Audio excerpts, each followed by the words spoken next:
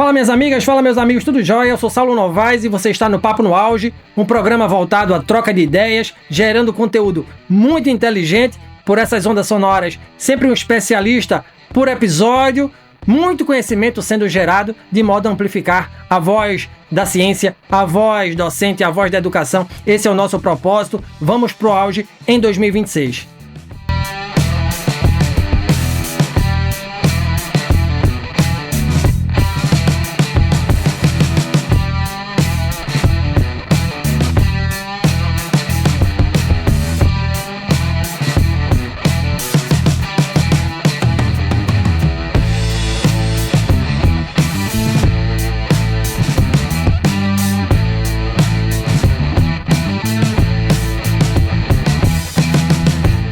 A América Latina volta a encarar seus fantasmas históricos quando a soberania de um país é violada em nome da ordem e da democracia. A invasão da Venezuela e o sequestro de seu presidente não são um episódio isolado, mas um espelho brutal das relações de poder no continente. E neste episódio do Papo no Auge, perguntamos o que muda, o que se repete e quem paga o preço desse novo rearranjo geopolítico. E conosco, e abrilhantando este episódio, o professor doutor Nildo Ouriques, professor titular do Departamento de Economia e Relações Internacionais da Universidade Federal de Santa Catarina e presidente do Instituto de Estudos Latino-Americanos, IELA. Professor Nildo possui doutorado em Economia pela Universidade Nacional Autônoma do México, tem experiência na área de economia, atuando principalmente na análise das transformações do capitalismo contemporâneo e a dependência dos países latino-americanos. Professor Nildo, que honra ter o senhor aqui no nosso programa, é um grande prazer trocar ideias com o senhor, obrigado. Já começo lhe perguntando quais as motivações que o levaram a estudar economia, a ser professor, ser pesquisador, por que isso é tão importante para o senhor. Seja bem-vindo, tá? Saulo Novaes, aqui todos os que nos escutam nesse Papo no Auge, um prazer, agradeço muito o convite, ouvindo esse teu sotaque nordestino, que mostra essa beleza que é o Brasil, né? Temos uma diferença entre o sotaque gauchesco com carioca, que é muito parecido com o do Belém do Pará, que é muito distinto de um cearense e um baiano. Se tu falar que é a mesma coisa, eles vão ficar enlouquecidos, não é? Aqui de Santa Catarina, que é um, no Paraná, que é outro, mas há uma unidade linguística, que é uma conquista civilizatória extraordinária. Você me pede uma nota de caráter biográfico, né? Eu nasci em Joaçaba em 1959, 21 de janeiro, o ano da Revolução Cubana. No mesmo ano, no mesmo mês, em que Fidel Castro, Camilo Torres, Ernesto Guevara venceram o imperialismo estadunidense e a ditadura de Batista, apoiada pelos Estados Unidos. E até os 17, 18 anos eu vivi no interior, em Joaçaba, uma cidade que eu tenho grande apreço. Então vim para Florianópolis, que é a capital do estado, para jogar futebol no Havaí e para estudar. E decidi depois, embora nunca larguei a minha fé no futebolzinho, que joguei dentro e fora do país, em onde eu me desloquei, e deveria ter parado antes. E decidi, então, estudar economia aqui na Universidade Federal de Santa Catarina. E foi uma decisão muito acertada, porque no bojo daquele processo de democratização, da transição da ditadura militar para o regime liberal burguês, eu cheguei aqui em 78, então vivia a novembrada, e foi um grande protesto estudantil que levou 7 camaradas a ser enquadrados na Lei de Segurança Nacional e à prisão, ainda que por pouco tempo. Eu vivia esse intenso processo de transição em que a esquerda era uma esquerda não só combativa, que vinha naturalmente da derrota de João Goulart em 64, da derrota da luta armada em 74, mas era uma esquerda combativa, culta, e gostava de teoria e tinha um especial apreço pelo marxismo, coisa que a gente não tem hoje. Então eu me formei nesse ambiente, eu e toda a minha geração. E o estudo de economia foi fundamental. Depois eu fui fazer meu mestrado e meu doutorado em economia na Universidade Nacional Autônoma do México, trabalhando com todo o grande exílio latino-americano que se encontrava naquela universidade. O México foi um encontro é um país que tinha uma política externa, que é o único país da América Latina que nunca rompeu relações diplomáticas com Cuba, nunca, jamais. E então eu fui para o México e conheci todos os grandes intelectuais latino-americanos de todos os países, né? Conheci de Leopoldo Zéia, a Otávio Paz, a Pablo Gonçalves Casanova, a argentino Henrique Dussel, conheci Rui Mauro Marini, Teotônio dos Santos, Vânia Bambirra, conheci Héctor Dias Polanco, conheci Bolívar Echeverría, conheci equatoriano, outro República Dominicana, conheci todos os latino-americanos, e no meu curso de mestrado, quero te dizer, no meu curso de mestrado, eu fazia o meu curso com 17 camaradas de outras nacionalidades.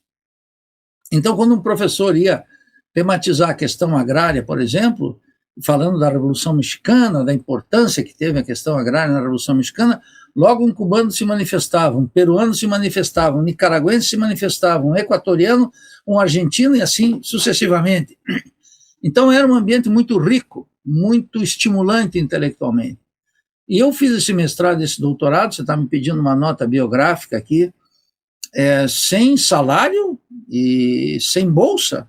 Então eu fiz o meu mestrado e meu doutorado trabalhando no estrangeiro, trabalhando no México, e exerci, na prática, duas profissões, a de tradutor, porque eu tinha que pagar minhas contas, fiquei 7 anos no México, eu fazia traduções do português para o espanhol, de muitos autores, sobretudo os economistas, e eu vivia no jornalismo, escrevia nos grandes jornais mexicanos, uma vez por semana, sobre política internacional. E num período de um ano e meio, trabalhei também na BBC de Londres, na rádio, numa coisa que se chama o Brazilian Service, o serviço brasileiro.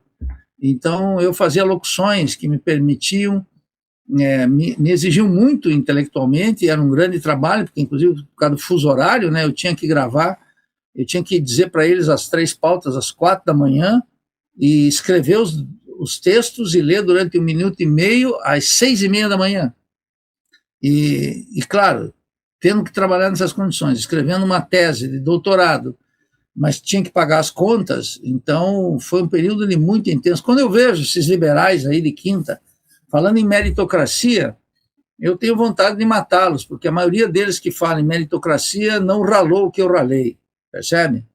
Então, mas eu depois, né, depois eu vim para Santa Catarina, fiz um concurso, passei aqui no Departamento de Economia, que hoje é o Departamento de Economia e Relações Internacionais, e depois sim fiz um pós-doutorado na Argentina, na Universidade de Buenos Aires, aí já amparado pelo meu salário e por uma bolsa da CAPES, que me permitiu condições excepcionais de estudo, onde eu estudei a relação entre marxismo e nacionalismo. E aí começou minha andança pela América Latina, praticamente conheci a grande maioria dos países latino-americanos e caribenhos, né? Tem que pensar nisso, porque os caribenhos, se tu diz para ele que, nós latino-americanos, ele vai dizer, nós caribenhos, eles têm uma identidade muito própria, mais ou menos como que vocês aí no Nordeste dizem, somos brasileiros. Sou brasileiro, mas sou paraibano. Sou brasileiro, mas sou cearense. Então, na América Latina tem isso, é uma particularidade, o Caribe, né, que tu pode ver na literatura de Gabriel Garcia Marques, que é muito forte, né, e que não tem a menor hálito disso na literatura, por exemplo, de um Otávio Paz, ou de um Jorge Luiz Borges. Então, estar metido na América Latina, Saulo, me permitiu uma visão também mais crítica do Brasil. Enfim, essa é a minha trajetória, e aqui a grande conquista que eu considero que encabecei junto com outros camaradas, com a professora Beatriz Paiva, com a Ilane Tavares e com a Raquel Moisés, a gente começou, e depois muita gente se incorporou, o professor Valdir Rampinelli, o professor Capella, uma quantidade, vários professores, né, muitos deles nos ajudaram nessa empreitada, o Pedrinho Vieira, todos, uma quantidade deles, muito grandes, que nos auxiliaram nessa trajetória, nem todos ficaram conosco até agora. Nós criamos um Instituto de Estudos Latino-Americanos, que é o IELA, e que é o único instituto de uma universidade brasileira consagrado inteiramente ao estudo da América Latina. E nós estamos nessa batalha, nessa estrada, completamos esse ano 21 anos de estudo sistemático sobre a América Latina. trazendo para Florianópolis e para o Brasil o que tem da melhor da intelectualidade latino-americana e, inclusive, estadunidense. Então, essa é a minha trajetória. Muito massa. Obrigado, professor, mais uma vez por estar aqui. Veja, e é uma grande honra ter um professor do seu gabarito aqui no nosso programa, que me envaidece particularmente muito, assim. Obrigado de verdade. Veja, para a gente ser bem didático, professor, e explicando à nossa audiência a escolha das palavras, porque a escolha de palavras, ela tem um peso, né, no entendimento. Por que a operação militar executada recentemente pelos Estados Unidos contra o governo venezuelano foi uma invasão a um país soberano, e por que o ocorrido, em sequência, se configurou como um sequestro de um líder de Estado? Quando se fala em invasão ou sequestro de um chefe de Estado, estamos diante de um ponto fora da curva ou da atualização de um padrão histórico de dominação que a América Latina conhece desde o século XIX? E para fechar esse bloco de perguntas, professor, o que muda e o que permanece a partir desse fato? E, indo além, o que significa a doutrina do porrete que o Trump agora está botando debaixo do tapete, reconfigurando a doutrina Monroe e dizendo agora que a América é para os Estados Unidos? Bem, você toca num ponto que eu tenho sempre muito apreço, que é o tema da linguagem. O Marx, na Ideologia Alemã, que é um livro extraordinário, muito pouco lido, ele diz que a linguagem é a consciência prática. Quer dizer, se tu usa uma palavra, se tu usa um conceito, tu identifica com uma realidade. A linguagem é a consciência prática. E se tu diz, olha, os Estados Unidos, o exército dos Estados Unidos fez uma visita à Venezuela. Aí tu está dizendo, uma visita é como você que pode visitar um irmão teu, uma ex-namorada, um sobrinho. É uma visita. Agora, se tu diz, os Estados Unidos invadiram a Venezuela, isso já toma um outro sentido, radicalmente distinto. Se você diz, os Estados Unidos capturaram o presidente Maduro, ou se você diz, os Estados Unidos sequestraram o presidente Maduro, isso é muito diferente. Os Estados Unidos capturaram Maduro. Eu posso dizer, um policial capturou um bandido. A captura já tem uma conotação socialmente aceitável. Um sequestro já é algo terrível. Por isso que Gabriel Garcia Marques tem um livro que é a notícia de um sequestro. Um sequestro já tem uma noção pejorativa. Não por acaso, a CNN, a Globo, os grandes monopólios de comunicação, a embaixada dos Estados Unidos chamam captura. Não por acaso, a Rede Globo, a CNN, usam o ditador Nicolás Maduro. A despeito de Trump, no seu Twitter, diz claramente o presidente Maduro. Quer dizer, a imprensa brasileira é mais reacionária e conservadora do que um gangster, que é Donald Trump, na presidência dos Estados Unidos. Então, é muito importante o manejo da linguagem. Por isso que eu não uso sul global, não uso globalização, não uso neoliberalismo, não uso o conceito de negritude, de identidade, porque tudo isso são conceitos diluídos que levam ao engano mais do que à precisão, que levam a ofuscar o pensamento mais do que à lucidez, que leva à consciência ingênua e não ao pensamento crítico. Daí que eu não faço concessão na linguagem. E te agradeço muito que você comece essa nossa conversa com essa questão. O segundo aspecto é que os Estados Unidos, logo que fazem o processo de independência, o 4 de julho de 1776, em relação à Inglaterra, os Estados Unidos têm, junto com a independência, dois processos concomitantes. O primeiro, a marcha para o oeste, que significa extirpar aquele largo território dos povos indígenas.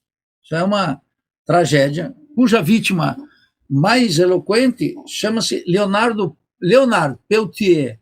Peltier é um indígena e foi acusado pela CIA indevidamente, amargou mais de 4 décadas na cadeia, e o cínico de Joe Biden o indultou apenas no último ano do seu mandato. Ele finalmente, após 40 anos, ele não teve sossego, não teve sua pena, seu indulto.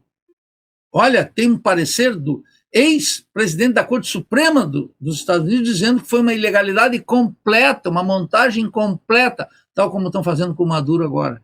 Uma montagem completa para colocá-lo na cadeia, porque ele era uma peça não só de resistência, como alguns gostam, mas de denúncia do sistema. Leonardo Peltier é um exemplo disso, que tem a ver com essa conquista. E o outro movimento, concomitante com o 4 de julho de 1776, foi começar o processo que levou a conquistar e roubar metade do território mexicano, onde estão os estados, por exemplo, de Texas, Califórnia, etc. Bem, os Estados Unidos, então, já nasceu com a doutrina Monroe. A propósito, vou aproveitar essa nossa conversa, que eu vi um vídeo ontem de uma uspiana chamada Lilia Schwartzman, que, num vídeo, eu fiquei espantado com a má-fé de Lilian Schwartz, que é a ideia de que não, a América para os americanos era uma doutrina defensiva em relação aos impérios europeus, mais particularmente a Inglaterra, mas também a Espanha e Portugal. E que depois outras pessoas deram esse caráter imperialista. Não! Isso é uma fraude em relação ao desenvolvimento capitalista nos Estados Unidos e à história dos Estados Unidos. Eu recomendo sempre, para quem quiser, ler a outra história dos Estados Unidos, de um grande autor, inclusive, se eu tivesse aqui, eu vou dar as coordenadas para ti daqui um pouco, né? Que é o amigo de Noam Chomsky, amigo de Robert Fisk, uma grande figura, mas chama outra história dos Estados Unidos, já vou lembrar o nome do autor, gosto muito dele. Bom, e ele tem já, lamentavelmente não tem livros traduzidos ao português. Eles já nasceram como um império expansionista. Então, a doutrina Monroe, América para os americanos, sempre foi compreendida como um mecanismo de lutar, criar um império para lutar contra os impérios decadentes da Europa, especialmente Espanha e Portugal, mas para também rivalizar com a pátria-mãe dos Estados Unidos, que era a Inglaterra. Percebe? Então, eu fiquei espantado com essa manifestação de uma uspiana que não pode ser chamada de ignorante, e que então eu reputo como uma fé, como uma operação ideológica de Lilian Schwartz, querendo dar um contexto de nacionalidade impoluta ou pura do América para os americanos. Quem estuda a história dos Estados Unidos sabe que a história dos Estados Unidos começou com um processo na Filadélfia da emancipação das 13 colônias, de uma guerra contra a Europa, uma guerra gigantesca que tem nomes, os federalistas foram muito importantes, e sobretudo Jay, mas sobretudo Alexander Hamilton, né, que é o primeiro secretário de Tesouro dos Estados Unidos, que é um homem que estrutura tudo isso, e foi um general, e não nascido nos Estados Unidos, um caribenho também. Então, é espantoso, a América para os americanos, essa vocação imperialista dos Estados Unidos, no seu fazer-se como nação, foram atropelando, conquistando, matando, sangrando todos os povos da América Latina, e consideraram sempre a região latino-americana como uma região estratégica para seus interesses. Uma literatura, uma linguagem muito deturpada chama a América Latina é o pátio traseiro dos Estados Unidos. Não usem nunca essa expressão, porque nós não somos pátio traseiro, a América Latina é imensa, é rica. A ideia de um pátio traseiro é a ideia que diminui o tamanho e a importância da América Latina. De novo aí, Saulo, a linguagem. Então, os Estados Unidos começaram a atropelo, por isso que já em 1826, no Congresso Anfictiônico, convocado por Simão Bolívar, no Panamá, em 26 já, Bolívar já denuncia o monroísmo. E aqui, desde então, desde 1823 e de 1826, nós temos duas tendências: monroísmo, América para os americanos, e bolivarianismo, a pátria grande. Esses são antagônicos desde cedo, desde o nascimento dos Estados Unidos. E desde então, os Estados Unidos não cansam de cometer crimes na América Latina. Invasões sucessivas no Caribe, na Nicarágua, os filibusteiros, né? Eu estudei tanto isso, no México, roubando a metade do território, as invasões em Cuba, no Caribe, portanto, na República Dominicana, em Granada com Ronald Reagan, no Panamá com George Bush e agora, finalmente, com Trump na Venezuela. Mas se tu pegar o grande professor, amigo, jornalista Gregório Celso, que escreveu a Enciclopédia das Intervenções Estrangeiras na América Latina, desde os nossos processos de independência, que concluem basicamente a partir de 1825, com a grande vitória desse grande sujeito que é Simão Bolívar, você vai verificar que foram centenas e centenas de intervenções estrangeiras, ora derrubando governos, ora fazendo invasões, ora... o pessoal acha que nunca teve um antecedente. Teve Jean-Bertrand de Aristide, ex-presidente do Haiti, no seu segundo mandato.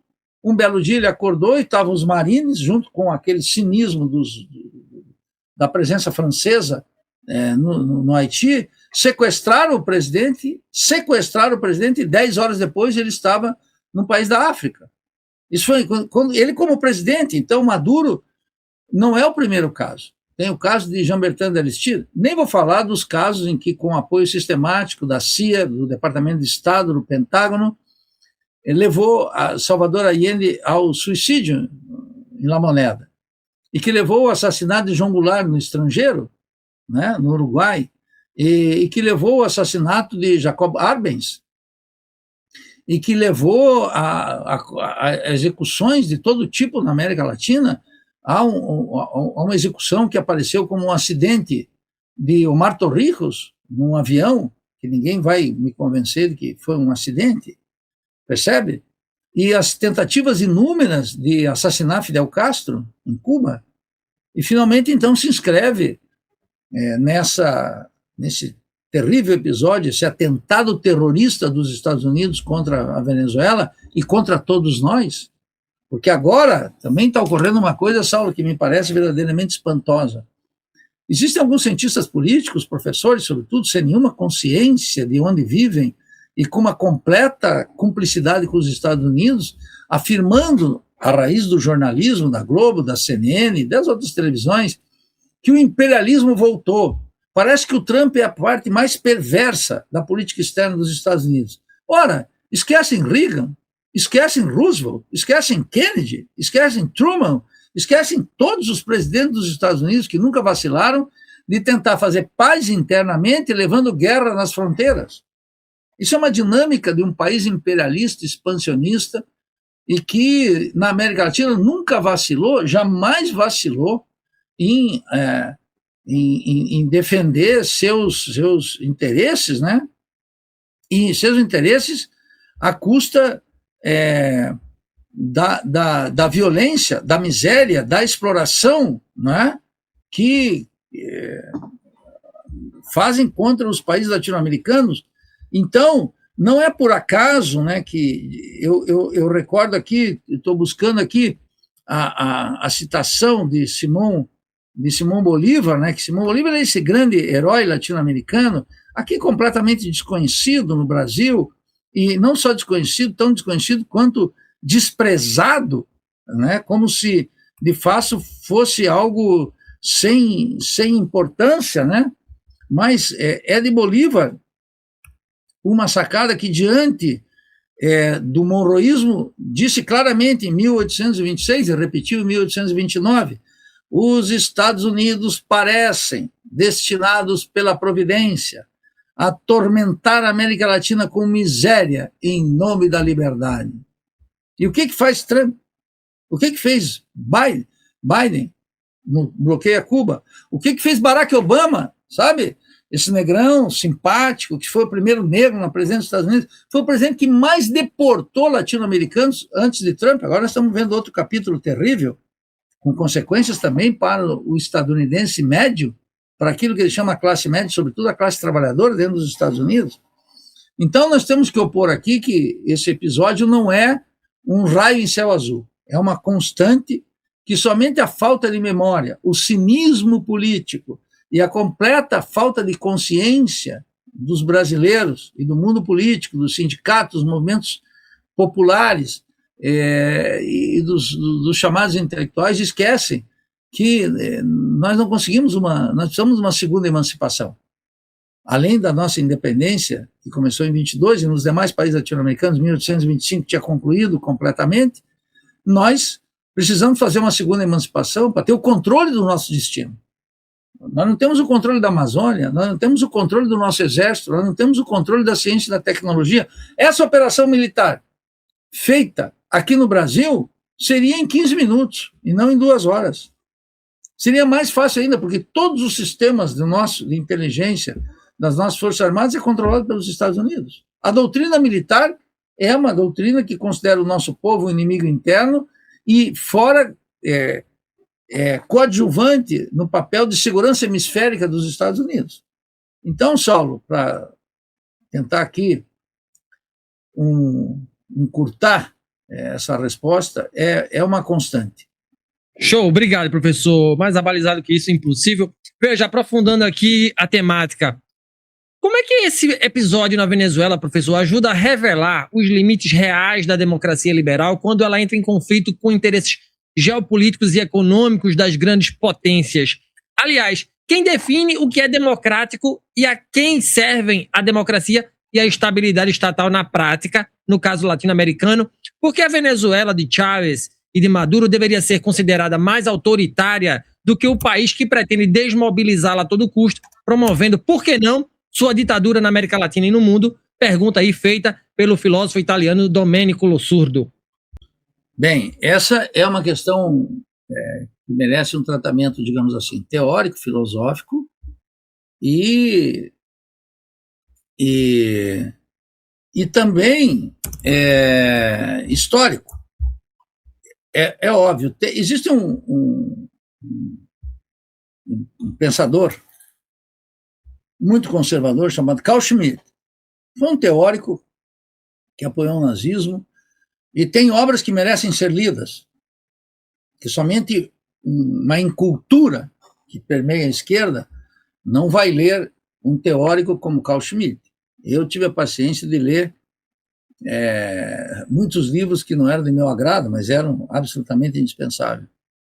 E ele diz: quem estabelece o estado de exceção? É o soberano. É simples. Quem estabelece o estado de exceção? O soberano. Soberano? Então nós estamos aqui diante de uma dialética. Quem estabelece o que é democrático na América Latina? Quem estabelece o que é liberdade na América Latina? Bom, quem estabelece isso é o cânone liberal estadunidense, ou europeu. Então, os Estados Unidos, quando Bolívar, fala que os Estados Unidos parecem destinados pela providência para atormentar a América com miséria em nome da liberdade, ele já disse lá em 26 como é que seria. E todos os atentados, todas as invasões, todo o processo de corrupção que os Estados Unidos move contra os governos latino-americanos e apoia as ditaduras, sempre foram em nome da liberdade. Vou dar um exemplo. Ronald Reagan assumiu a presidência dos Estados Unidos em janeiro de 1981.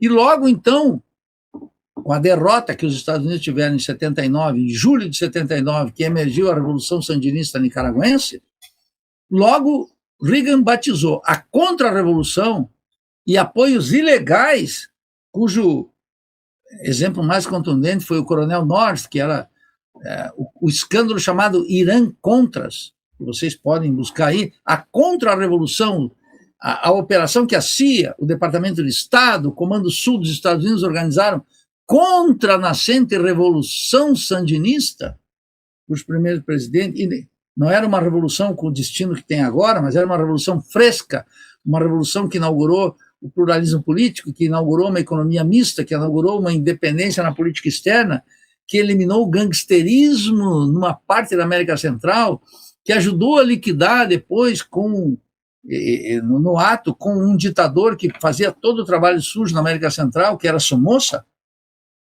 que foi devidamente executado depois.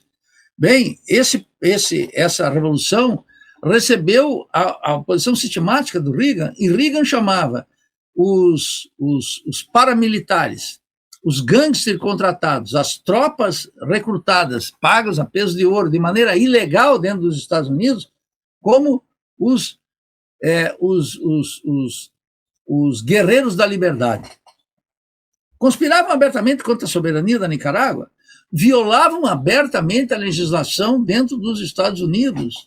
O imperialismo não pode conviver com um regime democrático, não só fora dos Estados Unidos, como vocês estão vendo agora a dialética, que dentro dos Estados Unidos tem uma repressão contra o povo, cujo exemplo pode ser Minnesota agora, esses dias, e Trump agora disse, eu estava vendo na CNN em inglês, ele dizendo que o prefeito e o governador não têm condições de governar, que ele vai criar uma lei, vai aplicar uma lei especial lá dos anos 30, se eu não estou equivocado, para fazer uma intervenção.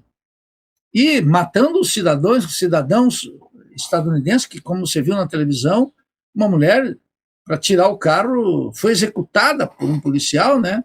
Para essas tropas que o pessoal pode ler ali, esse ICE, né? ICE. Então, está muito claro que o imperialismo estadunidense ele vai afirmar o que é democrático, mas não só o que é democrático, o que é justo. Veja, os Estados Unidos apoiou a guerra no Iraque como uma guerra justa. A operação era guerra justa. Você pode, vou até ver aqui com precisão, que era a doutrina de George Bush, não é?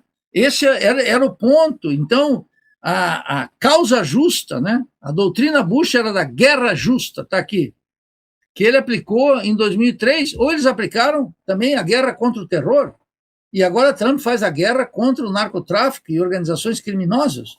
Ele sempre tem, em nome da liberdade e de um objetivo nobre, espalhando a miséria, a violência e a exploração dos recursos naturais, que a Venezuela é a maior reserva petroleira do planeta, acima do Irã, acima da Arábia Saudita.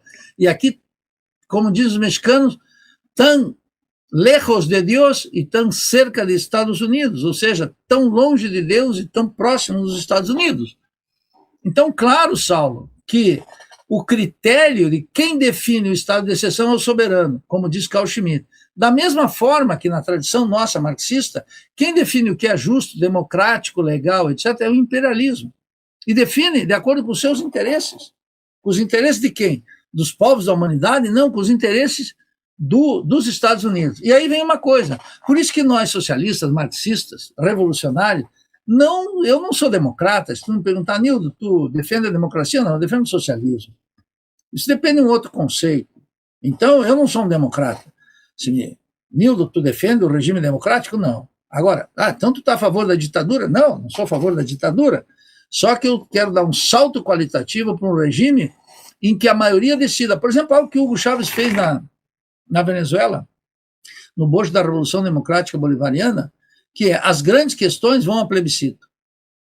Todas as grandes questões da Venezuela, eu não quero saber de deputado e senador, que é um bando de ladrões corruptos, naquele covil de ladrões que é o Congresso Nacional. Quero repetir, covil de ladrões. O povo tem um nojo de deputado e senador, não adianta que eles estão me escutando, dizendo, mas eu conheço um. Isso é uma conversa mole. Eu detesto um congresso como esse, e nós teríamos que ter um congresso unicameral, acabar com o Senado, que tu volta para o senador e tu vai encontrá-lo novamente nas urnas daqui a 8 anos. Isso é uma vergonha. Isso é um estupro a qualquer conceito, mesmo raso, de democracia. Nós teríamos que ter um congresso unicameral, não trazer importação dos Estados Unidos, mas esse congresso com o Senado, ele não é que tem senador vagabundo, é que os senadores vagabundos estão todos trabalhando para os grandes empresários, banqueiros, latifundiários e multinacionais. E eles têm que ser o quê? Um senador, ele tem que ter sido governador, é muito difícil alguém chegar lá. Aquilo é uma cláusula de segurança para a burguesia brasileira. Então, Chávez o que fazia? A despeito de ter Congresso, e ele ter maioria no Congresso, ele tinha maioria no Congresso, maioria folgada. O que ele fazia? As grandes questões, plebiscito. Vou repetir aqui para quem que estão nos escutando. Chávez sempre teve maioria no Congresso, maioria folgada. Mas ele não mandava para o Congresso as grandes decisões.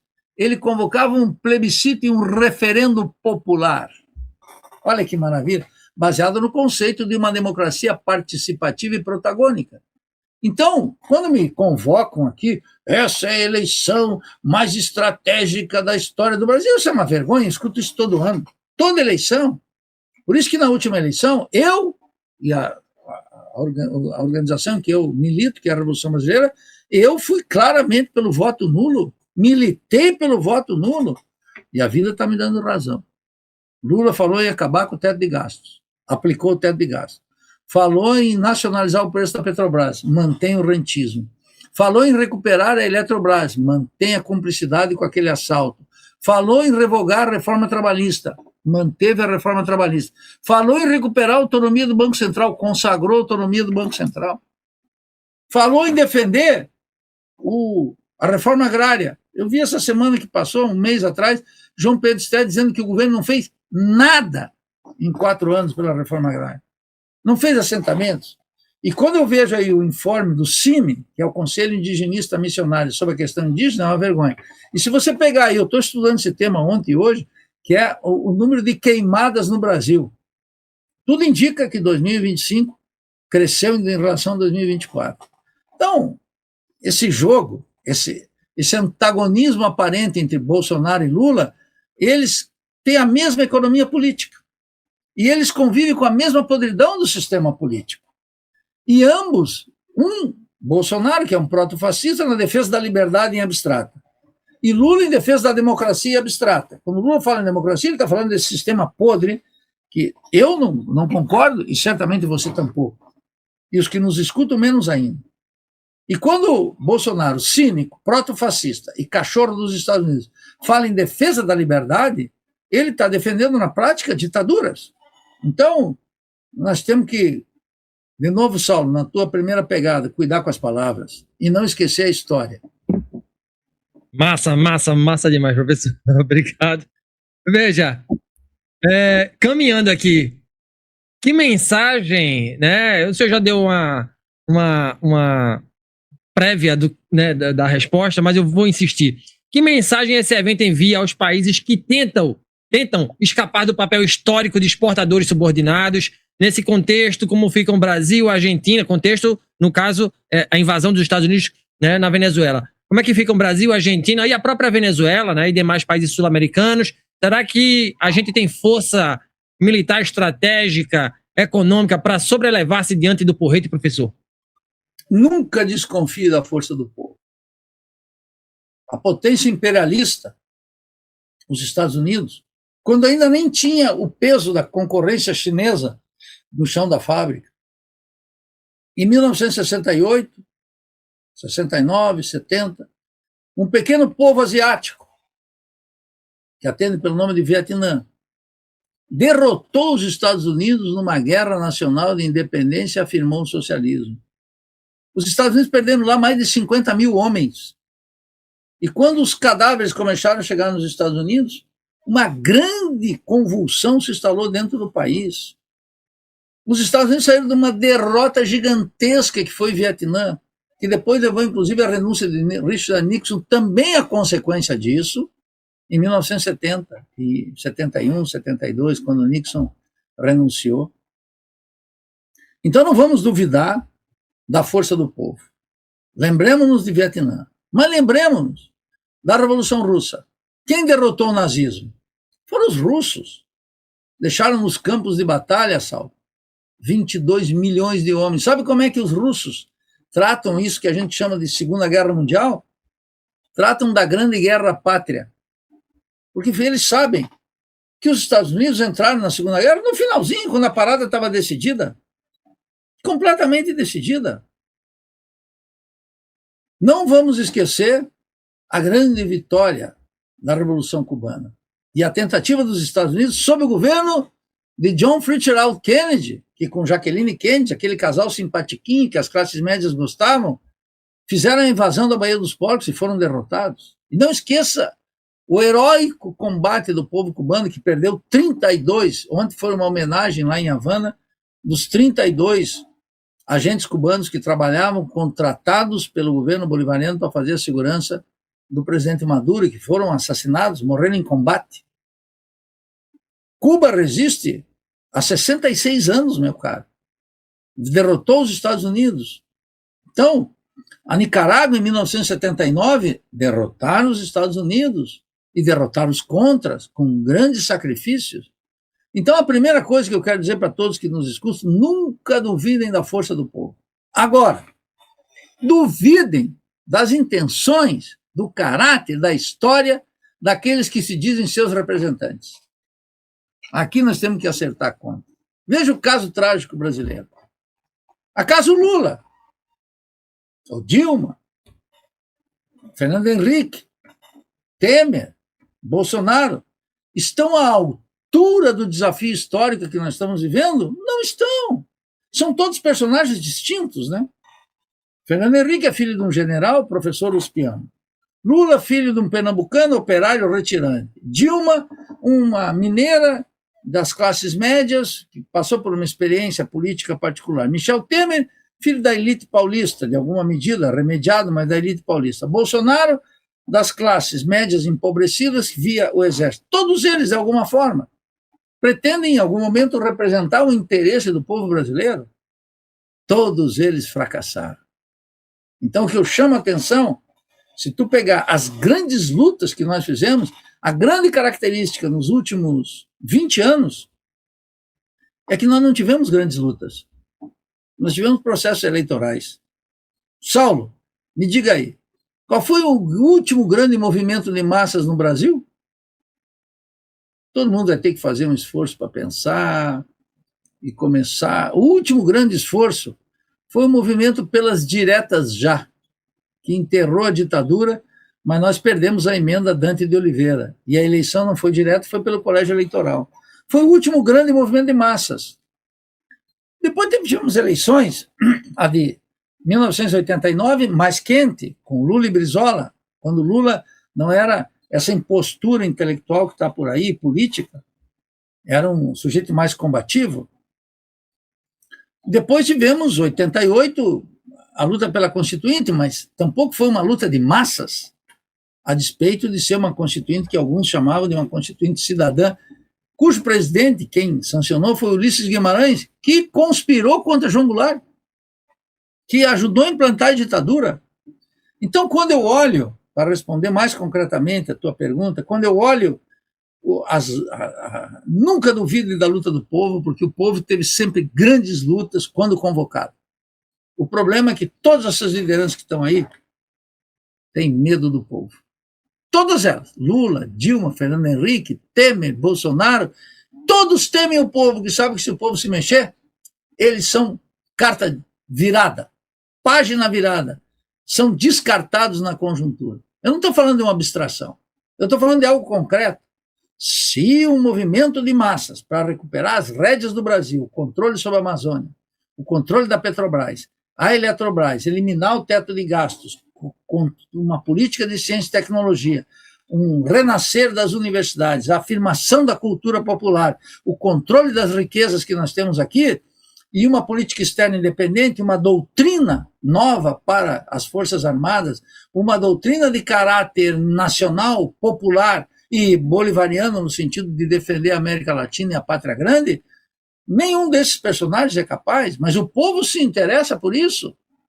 O povo tem interesse nisso, genuíno interesse. Ele não está vendo isso, ele está capturado por um sistema político que se diz democrático, mas é um sistema eleitoral e dentro de regras e de uma república burguesa completamente apodrecida, que a grande maioria não confia.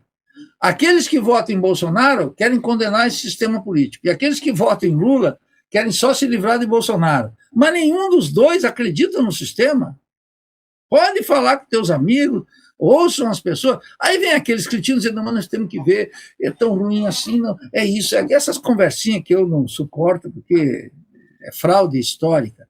Então eu não tenho nenhuma razão para desesperar, nem para jogar a toalha, nem para me resignar, e menos ainda. Temos que trabalhar, educar a nossa juventude, estar junto com os trabalhadores e desenvolver nossas lutas. E trabalhar cada um na sua, eu como professor, você nas tuas atividades, honestamente, pela Revolução Brasileira aqui no Brasil, que é o que a gente precisa fazer, uma revolução. Todos os países que fizeram revolução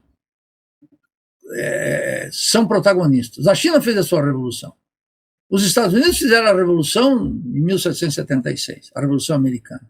A Inglaterra fez em 1650, 1670, a grande revolução, que eles chamam de uma Revolução Gloriosa. Os franceses são orgulhosos, tu sabe o quanto, da Revolução Burguesa da França.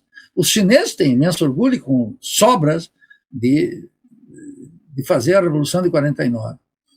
Os cubanos, os únicos que fizeram uma vacina contra a Covid aqui na América Latina. Por que fizeram isso? Eu visitei lá o Centro de Biotecnologia e Engenharia Genética em fevereiro, convidando eles para vir para cá.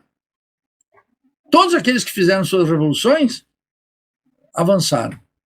Nós estamos em dívida, temos que avançar na Revolução Brasileira, meu caro Saulo. É isso aí, professor. Obrigado por essa resposta tão firme. Olha, veja, o que é que esse acontecimento na Venezuela indica para a gente? Existe um enfraquecimento definitivo do multilateralismo ou apenas expõe que ele sempre funcionou de forma seletiva, né? O Lula fala muito isso, multilateralismo e tal. Isso aí depende de quem está no banco dos réus, professor? Multilateralismo é uma ideologia de quinta categoria, nunca existiu tal coisa. Os cursos de relações internacionais, o jornalismo utiliza isso para não falar em imperialismo e para não falar em países dependentes e subdesenvolvidos, que é o que nós somos. Percebe? Nós temos uma tradição crítica, que foi uma sociologia, uma ciência política, uma economia, uma antropologia que descobriu uma coisa essencial: nós somos uns países dependentes e periféricos, subdesenvolvidos. Esse é o ponto. Lula, Fernando Henrique, os acadêmicos, Bolsonaro, Paulo Guedes, Haddad, toda essa gente foge como o diabo da cruz dessa definição, porque acha que o Brasil é moderninho, o Brasil é grande. O Brasil é um gigante com pés de barros. Enquanto o povo não emergir na cena, nós não temos nem condição de afirmar uma moeda forte. Percebe? Então o Brasil sempre foi um país dependente. E agora, vocês podem ver isso na ciência e na tecnologia. Vejam no terreno da cultura. De vez em quando, nós vamos lá como o melhor filme estrangeiro na indústria cultural estadunidense, hollywoodiana, que ganha bilhões lá, e nós participamos com uma molécula, e o pessoal fica feliz. Eu sei que fica feliz, mas deviam pensar como é que está a política cultural aqui. Veja o Ministério da Cultura. Com Margarete Menezes, é uma vergonha o orçamento. O Lewandowski saiu essa semana aí que passou, dizendo que tinha que sair, entre uma das razões, que não tem orçamento. E ciência e tecnologia. Eu estou na universidade. E os orçamentos das universidades, dos institutos de pesquisa? Isso é tudo uma vergonha. Olha, quando eu olho os números, é uma situação estarrecedora. Então, quando eles falam em multilateralismo, eles querem esterilizar dois conceitos. Primeiro, o imperialismo. Segundo, o caráter dependente e subdesenvolvido das nossas economias e da nossa sociedade. É isso. E ficam querendo falar isso por uma razão material também, não só ideológica. Porque a maior parte do comércio exterior brasileiro já não são com os Estados Unidos, é com a China e com a Ásia. Então eles começam a falar essas bobagens de multilateralismo, globalização, sul global, soft power, todas as quinquilharias ideológicas que são verdadeiramente vergonhosos que as pessoas digam isso, né?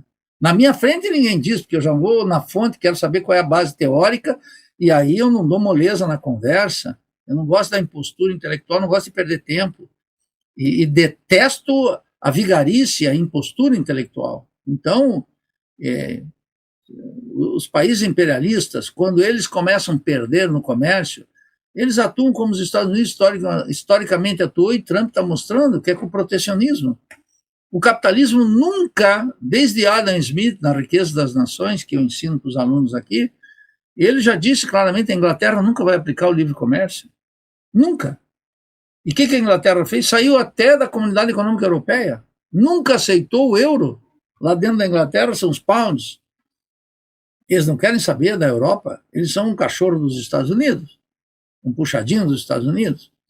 Então, os Estados Unidos, diante do ascenso produtivo, científico e tecnológico da China, que ainda não superou os Estados Unidos, mas colocou um problema terrível pela primeira vez no desenvolvimento capitalista nos últimos 50 anos, ele tem que apelar para o protecionismo e tem que aplicar o imperialismo, ações unilaterais, como sempre fez, Então, essa ideia de multilateralismo é uma conversa mole, ideológica, dos diplomatas, que são gente que não tem compromisso com o Brasil. A maior parte da nossa diplomacia, do Instituto Rio Branco, do corpo diplomático, não conhece o Brasil e não tem interesse na defesa do Brasil, a não ser de maneira cosmética. Estão mais preocupados com as suas carreiras. E criam essas quinquilharias, se enganam com organismos internacionais como a ONU, como a Unesco, como o FMI, como o Banco Mundial, como a Comunidade Econômica Europeia, como esses organismos. Gosto, porque isso paga em dólar, permite eles viajar, são uns bacanas. Mas eles não vão nunca para Petrolina, eles não vão entrar nunca comer um vatapá na Bahia, eles não vão querer nunca comer uma gororoba na Paraíba, ou tomar um chimarrão aqui no Sul. Eles não querem saber disso. Essa gente não tem compromisso com o nosso povo. Eu sei que é duro, eu sei que muita gente torce o nariz, mas essa é a verdade.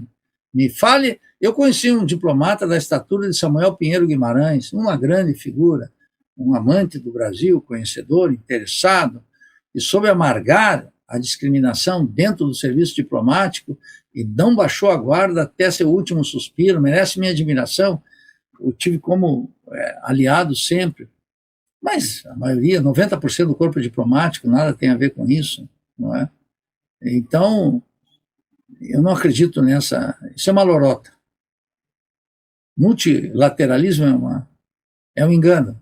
Ideologia barata. Show, professor.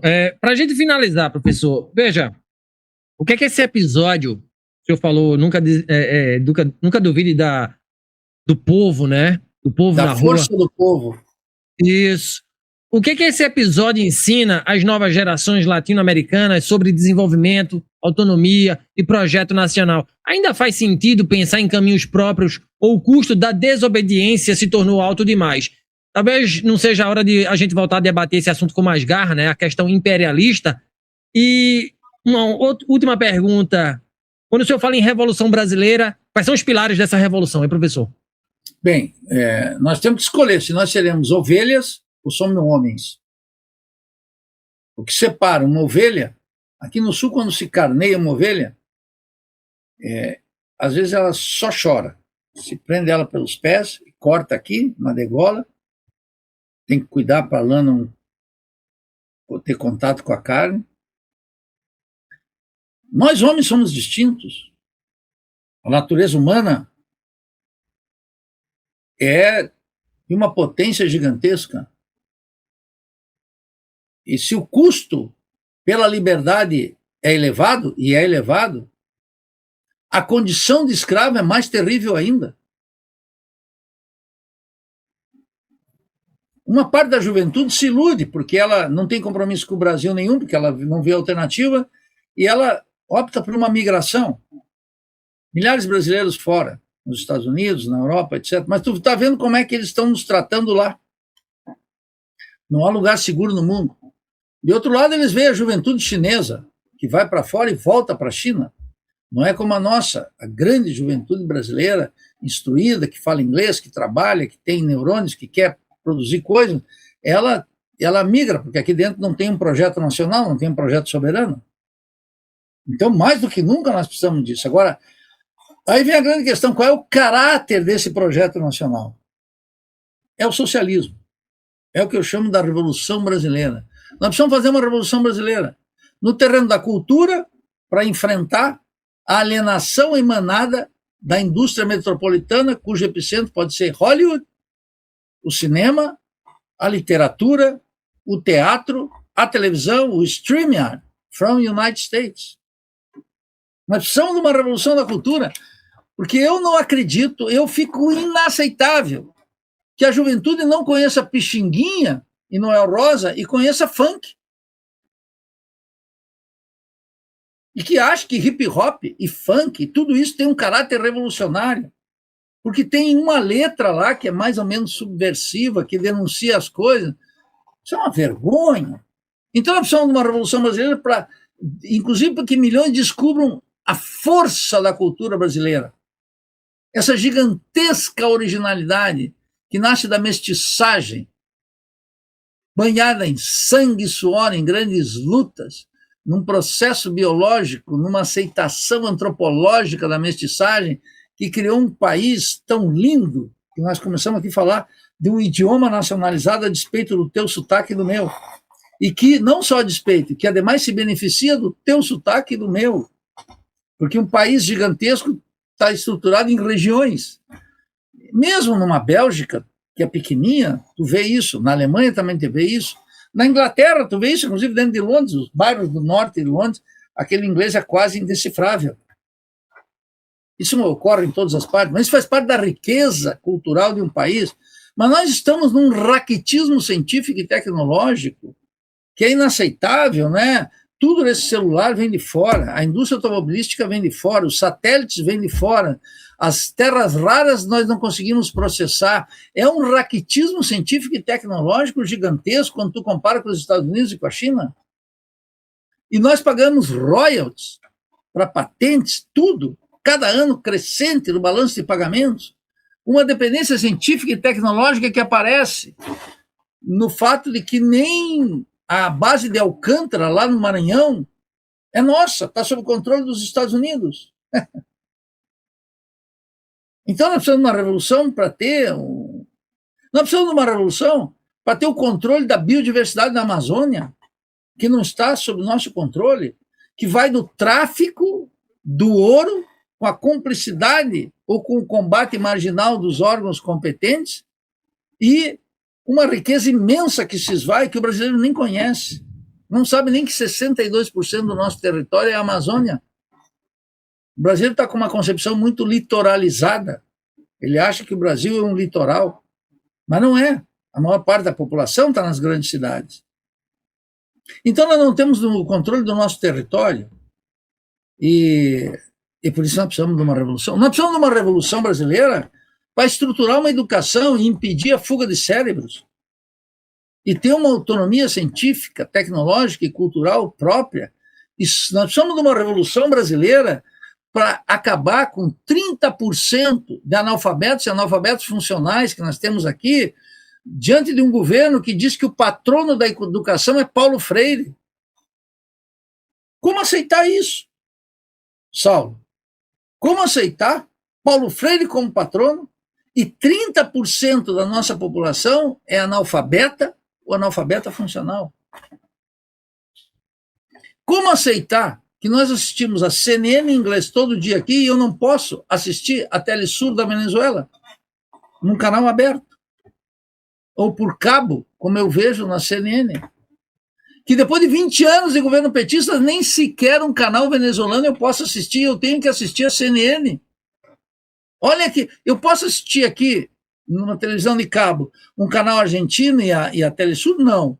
Mas eu posso assistir a CNN em inglês e em português. Por isso que nós precisamos de uma revolução. Nós precisamos de uma revolução brasileira, porque não é possível pensar em democracia nesse sistema político podre do toma lá da cá, desse banditismo total aí, que vai do tráfico, da simulação que Lula veta setores das emendas parlamentares, uma ninharia, e permite as emendas parlamentares, e o orçamento secreto, e o sequestro do Banco Central, e o não controle da Petrobras, da Eletrobras, daquilo que é essencial, com nós pagando aí, todos nós pagando a gasolina R$ 6,50, R$ 7 em alguns lugares, e dividendos bilionários indo para fora pelos rapineiros que estão lá, pela rapina do que se chama investidores internacionais, que não investem em nada, só retiram. Nós precisamos de uma revolução para ter um sistema de saúde que as pessoas não morram na fila e que não esperem 8 meses para fazer uma tomografia, para tirar o SUS do subfinanciamento crônico. Percebe por que nós precisamos de uma revolução brasileira? Por tudo isso, porque já se tentamos todo tipo de governo. Já teve um sociólogo uspiano, culto, filho de general, que era FHC. Depois veio um operário pernambucano, retirante, etc., que foi lá e fracassou também. Depois veio a Dilma. Depois veio o Michel Temer, do Largo de São Francisco, advogado, jurista e tudo que você quiser. E depois veio um militar degradado de 5ª categoria, que ainda fez coisas piores. Então, depois de tentar tudo, Será que não está na hora das pessoas começarem a raciocinar que precisamos de um radicalismo político adequado para esses tempos turbulentos que nós estamos vivendo? Eis a razão, Saulo, da necessidade urgente de colocarmos no nosso debate a Revolução Brasileira, que hoje parece impossível e amanhã pode ser necessária. Então não vamos descartar nenhuma possibilidade. De resto, foi um prazer estar com você aqui. Se você me convidar de novo, daqui a um tempo eu volto com a mesma disposição e alegria de falar contigo e com o público que vai nos escutar. Muito massa. Com essa reflexão, a gente chega ao fim, infelizmente, desse episódio do Papo no Auge, em que a gente discutiu a geopolítica latino-americana com o professor Nildo Ourix, da Universidade Federal de Santa Catarina. Professor, um grande deleite falar com o senhor, é muito massa. Eu já acompanho a sua fala ali na editora, né? Nós somos colegas da editora universitária, do conselho editorial da editora, da UFSC. Então é sempre bom ouvir o senhor. Que massa que eu tenho esse privilégio de ouvi-lo mais uma vez e agora poder amplificar sua voz para mais gente, né? E outras pessoas vão poder ouvir também a sua voz. Quem quiser encontrar o senhor, quem quiser encontrar o seu Instituto de Estudos Latino-Americanos, como é que faz, hein, professor? iela.ufsc.br, tá na página aí. E se tu me chamar de senhor de novo, sendo meu colega da universidade, eu nunca mais falo contigo.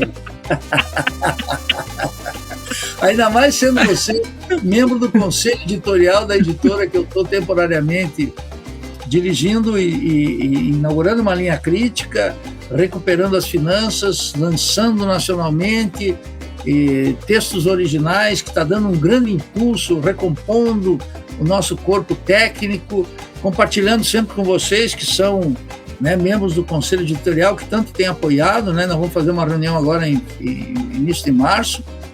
E então, se tu continuar me chamando de senhor, eu vou te vetar e vou te bloquear no WhatsApp.